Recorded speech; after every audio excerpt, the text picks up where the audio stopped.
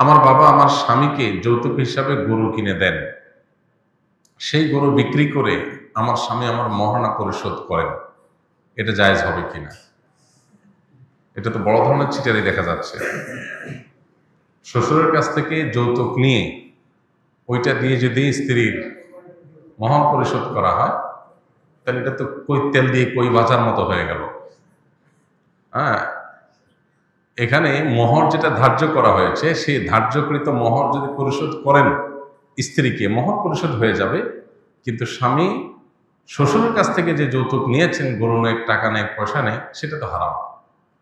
বিধায় স্ত্রীর মোহর পরিশোধ হয়ে গেলেও স্বামীর ওই শ্বশুরের কাছ থেকে নেওয়া যে যৌতুক, সেটা ঠিকই তাকে আদায় করতে হবে। সেটা যদি ফেরত না দেয়, সেটা যদি আদায় না করে, তাহলে সেক্ষেত্রে এই যে চাঁদাবাজি করলো, আমরা চাঁদাবাজি নিয়ে অনেক কথা বলি। সবচেয়ে বড় চাঁদাবাজি ঘরে ঘরে যেটা হয়, সেটা তো যৌতুক। মেয়ের বাপের কাছ থেকে কি আদায় করা? চাঁদা আদায় করা। তো এটা তাকে অবশ্যই পরিশোধ করতে হবে।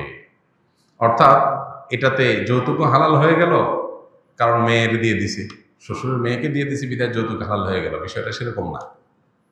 এখানে মোহর আদায় হয়ে যাবে, কিন্তু যৌতুক পরিশোধ করতে হবে, অর্থাৎ এটা ফেরত দিতে হবে। আস-সুন্নাহ ফাউন্ডেশন, উম্মার স্বার্থে সুন্নাহর সাথে।